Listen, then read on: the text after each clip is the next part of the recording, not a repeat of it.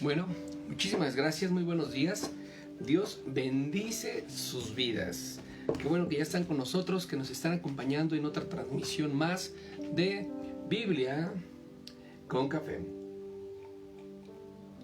Mi nombre es Isaac Valdés, soy pastor de Ministerios Kairos Toluca y estamos muy contentos de que una vez más nos podamos reunir para estudiar la palabra de Dios. Creo que estudiar la palabra de Dios nos da herramientas y nos da estrategias, nos indica la manera de vivir, de dirigirnos y de ser, ¿no? La palabra de Dios nos complementa, nos viene a formar, nos viene a dar dirección. Y en esta ocasión estamos leyendo el libro de los jueces. El libro de los jueces trae mucha bendición para nosotros como personas, pero recordemos que en este libro, en el libro de los jueces, la iglesia en particular estaba atravesando, no la iglesia, el pueblo de Israel estaba atravesando un gran compromiso. ¿Y qué digo por qué digo un compromiso? Porque recordemos que la generación que caminó con Moisés y con Josué ya no era la misma que está caminando en este momento, ¿verdad? Josué acaba de partir. Muchos de ellos ya no vieron los milagros. Muchos israelitas que hoy están aquí mencionados en el libro de Jueces ya no vieron las maravillas y el respaldo de Dios con el pueblo de Israel. Recordemos que es una nueva generación de hijos, ¿verdad? De aquellos que caminaron con Dios. Entonces, en este proceso, en este muchos se perdieron. Ya no era la misma generación.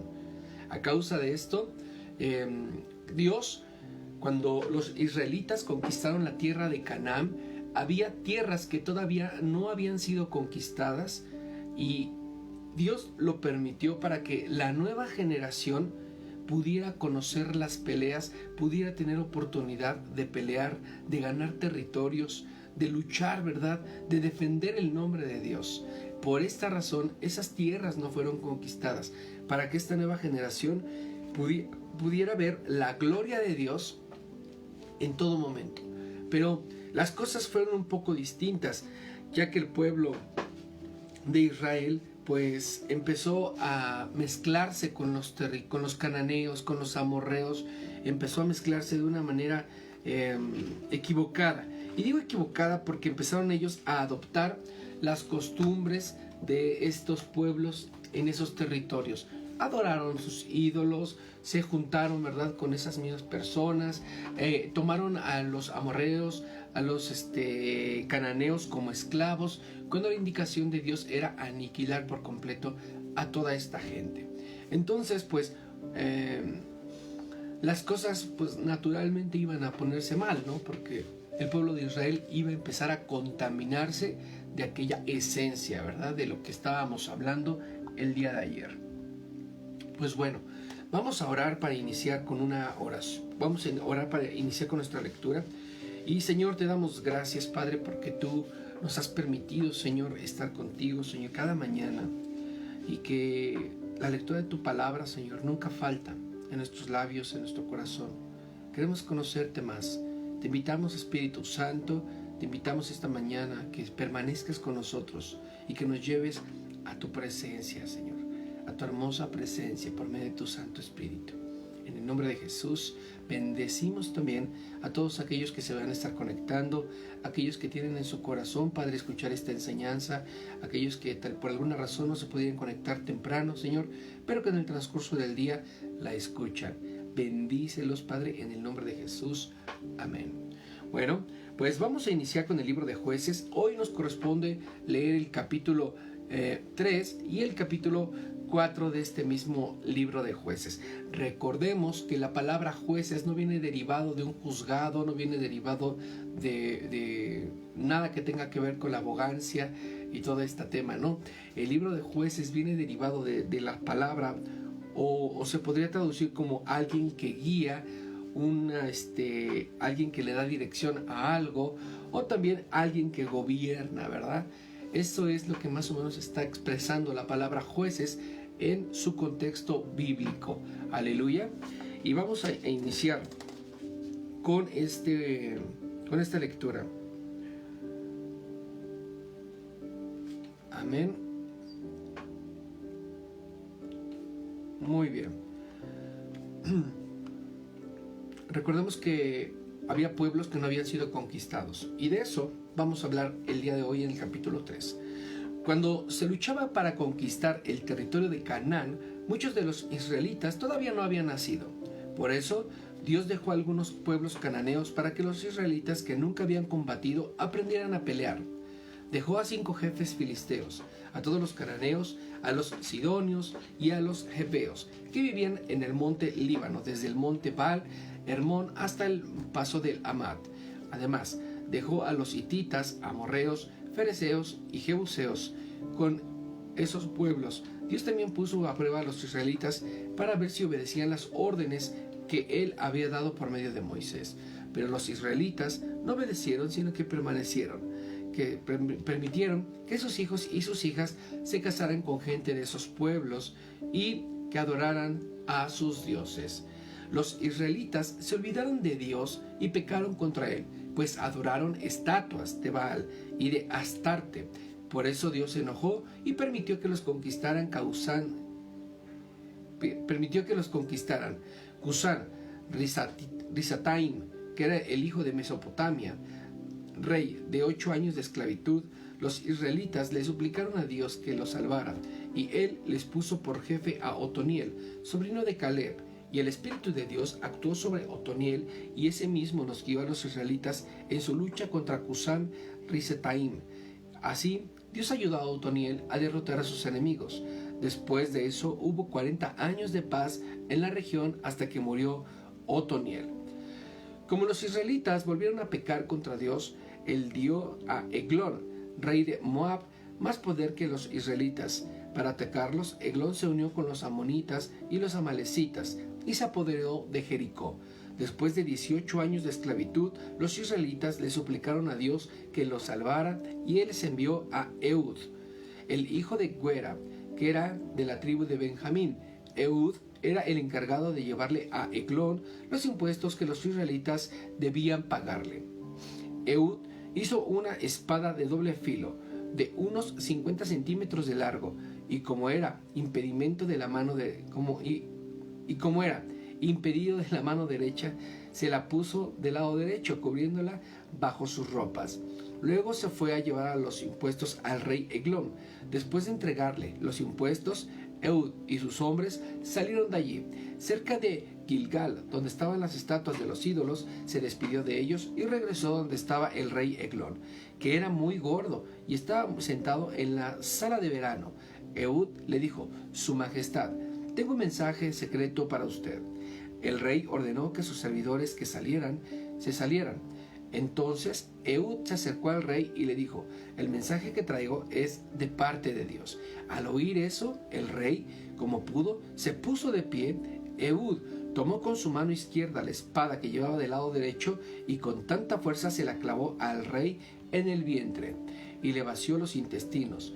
Como Eglón era tan gordo, toda la espada quedó atorada en su gordura. Después Ehud cerró con llave las puertas de la sala de verano, salió por la ventana y se fue. Cuando los servidores del rey volvieron y encontraron las puertas cerradas con llave, pensaron que Eglón estaba haciendo sus necesidades. Esperaron afuera un buen rato, pero como el rey no salía, empezaron a preocuparse. Entonces abrieron las puertas y encontraron a su rey tendido en el piso y sin vida. Mientras los servidores habían estado esperando, Ehud se había escapado. Pasó por donde estaban las estatuas de los ídolos y se refugió en Seirat. Al llegar a las montañas de la tribu de Efraín, tocó la trompeta para reunirse con los israelitas. Ellos bajaron de las montañas con Ehud al frente, y él les dijo: síganme. Con la ayuda de Dios venceremos a los moabitas. Los israelitas los siguieron y se apoderaron del paso del río Jordán, que llevaba a Moab, y no dejaron pasar a nadie. Y aunque los moabitas eran fuertes y valientes, aquel día murieron unos 10,000 de sus mejores soldados. Ninguno pudo escapar. Después de eso hubo en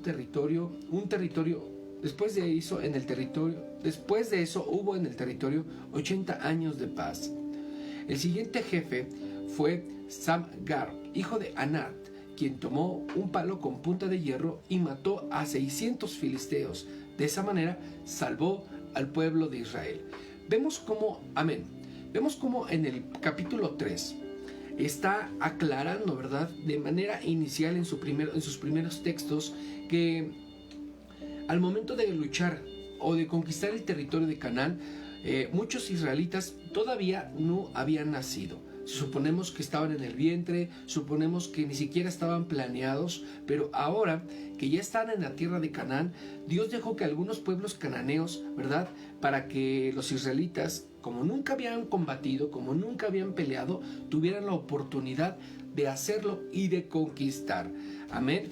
Pero lamentablemente las cosas salieron de contexto, salieron del plan, y ellos empezaron a mezclarse con estos territorios. Muchos, dice la palabra, que empezaron a casarse con la gente de estos pueblos, y los israelitas olvidaron a Dios y pecaron contra él, pues adoraban ídolos, adoraban estatuas, adoraban otros falsos dioses, otras cosas y otras costumbres, ¿verdad?, que no era adorar a Dios. Imagínate qué delicado es cuando nosotros salimos de nuestro diseño original. Dios nos dio un diseño original, y ese diseño que nosotros tenemos es para adorarle a Él, es para exaltar su nombre, para glorificar únicamente a Él.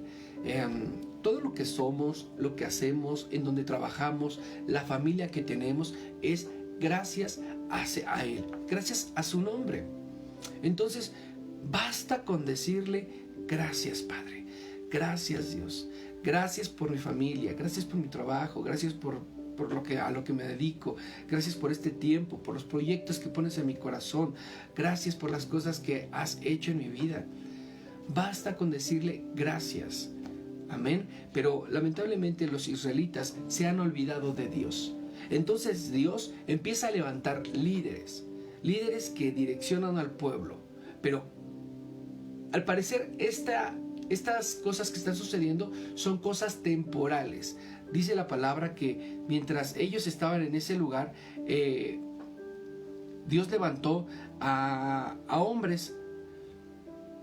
Dios levantó a hombres y hubieron años de paz, pero solamente fueron años, no fue un tiempo de victoria continuo, sino únicamente fueron años de paz. Dice la palabra que después hubo un territorio, 80 años de paz, y en otros menos años. Imagínate, o sea, cuando Dios levanta hombres, el tiempo de victoria, mientras estos vivían, había victoria, pero cuando este líder fallecía, había derrota, y así sucesivamente. Era un ciclo que se estaba repitiendo totalmente. Entonces el pueblo de Israel continuamente estaba cayendo en derrota. Ganaba, y mientras el líder vivía, estaban en victoria, pero cuando este moría, estos volvían a caer y estaban en derrota, estaban en pecado, estaban en muerte por su desobediencia. Amén. Y esto es algo muy delicado. Capítulo 4 del libro de Jueces. Después de la muerte de Ehud, los israelitas volvieron a pecar contra Dios. Por eso él permitió que los venciera Jabín, un rey cananeo que gobernaba en la ciudad de Hazor. El jefe del ejército de Jabín se llamaba Sisara y vivía en la ciudad de Oroset Goim. Jabín tenía 900 carros de hierro y durante 20 años trató a los israelitas con crueldad y con violencia, hasta que ellos le suplicaron a Dios que los salvara. Por esa época, una profetisa llamada Débora, que era jefe de los israelitas, Débora era esposa de Lapidot, y que acostumbraba a sentarse bajo una palmera conocida como la palmera de Débora, que estaba en las montañas de la tribu de Efraín, entre Rama y Betel. Los israelitas iban a verla para que le solucionara sus problemas. Cierto día, ella mandó llamar a Barak, hijo de Abinoam, que vivía en Kedes, un pueblo de la tribu de Neftalí, y le dijo: el Dios de Israel, que es el Dios verdadero, te ordena reunirte en el monte Tabor a 10,000 hombres de las tribus de Neftalí y de Zabulón. Dios hará que Sisara, el jefe del ejército de Jabín, vaya al arroyo Quizón para atacarte con sus soldados y con sus carros, pero Dios les dará a ustedes la victoria. Barak le respondió: iré solamente si tú me acompañas, de otra manera yo no iré. Está bien, te acompañaré, pero quiero que sepas que no serás tú quien mate a Sísara. Dios le dará el honor a una mujer. Y Débora se fue a Quedes con Barak. Donde esté en reunión un ejército con 10,000 hombres de las tribus de Zabulón y de Neftalí. Por su parte, Heber, el kenita, que era descendiente y suegro de Moisés, se había separado de su tribu y no se había ido a vivir cerca de Quedes, junto al roble de Sanaim. Cuando Sísara se enteró de que Barak se dirigía al monte Tabor, reunió a sus 900 carros de hierro y a todos sus soldados. Salieron de Haroset Goim y marcharon hasta el arroyo de Quizón.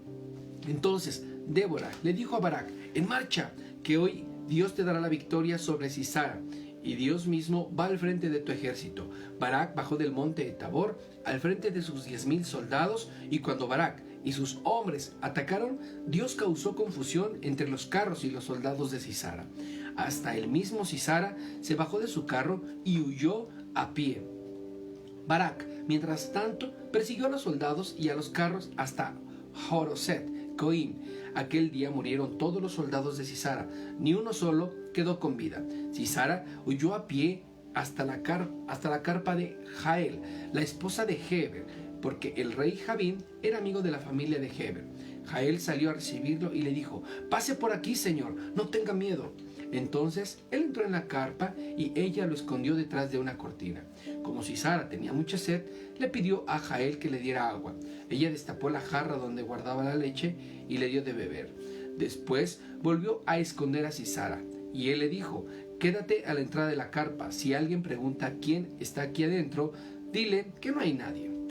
Sísara estaba tan cansado que se quedó profundamente dormido. Entonces Jael tomó un martillo que estaba en la estaca de la carpa y, sin hacer ruido, se acercó hasta donde estaba Sísara, y allí le atravesó la cabeza con la estaca hasta la calavera, hasta clavársela en la tierra, y así murió Sísara.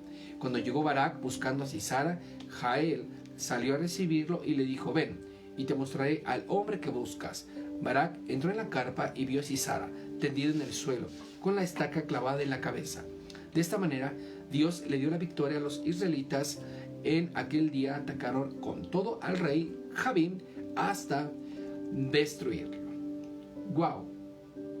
Vemos cómo el capítulo 4 nos enseña que el pueblo de Israel constantemente estaba pecando. Se les volvió un estilo de vida, se les volvió una forma de vivir, y por eso Dios permitió, ¿verdad?, que los venciera Javín, un rey cananeo. Pero este Javín o rey cananeo, por muy poco tiempo iba a disfrutar de esta victoria, ya que tiempo después iba a morir de una manera humillante, de una manera terrible. Iba a huir inclusive a pie, y todo su ejército iba a ser derrotado. Y así fue como sucedió. La verdad es que el ciclo de los israelitas fue un ciclo muy difícil, muy pesado, pero los israelitas estaban pecando contra Dios, estaban faltándole el respeto a Dios una y otra vez. Por eso es muy delicado, y por eso a mí me entristece mucho cuando alguien, ¿verdad?, le falta el respeto a Dios, cuando alguien deshonra a Dios de manera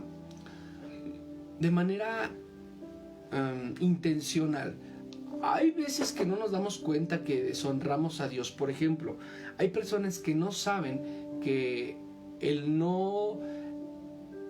el tiempo de alabanza, el no cerrar los ojos, el no estar en la alabanza, el no conectarse con Dios, ¿verdad?, es una manera de no honrarlo. Porque lejos de estar adorando, muchos se empiezan a ver para todos lados, buscan en su teléfono, están buscando a ver quién llega, y esto es un acto de deshonra. Y detallitos así tan sensibles, tan chiquitos, ¿verdad?, son los que provocan, ¿verdad?, que las cosas no sucedan. Recordemos que la alabanza es un acto de agradecimiento profundo que desata un poder increíble en medio de la iglesia. Y así detallitos como ese es lo que sucedió en el momento aquí con los israelitas. Pues bueno, Estamos analizando el libro de los Jueces y es de mucha bendición ver cómo empiezan a aparecer personajes, empiezan a aparecer nombres que nos suenan familiares.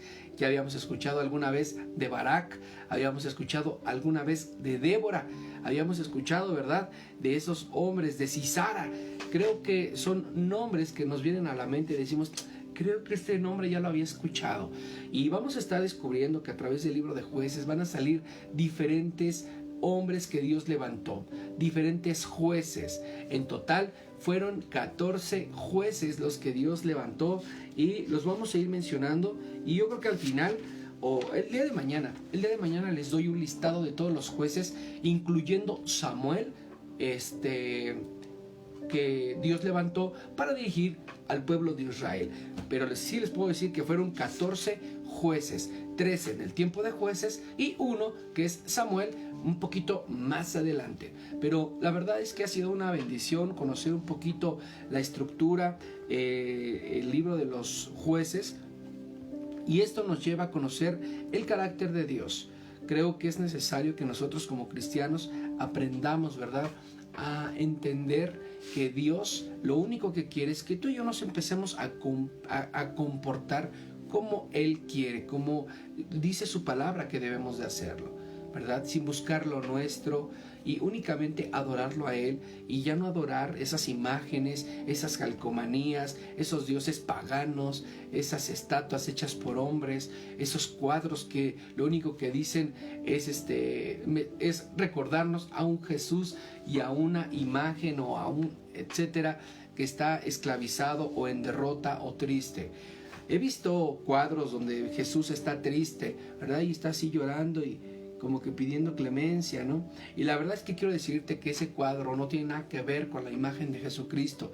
La imagen de Jesucristo es una imagen de victoria. La imagen de Jesucristo no es alguien que está lastimado, es alguien que está completamente sano, fuerte, está sentado a la diestra del Padre, gobernando en lugares de autoridad, esperando, ¿verdad?, que Él vuelva.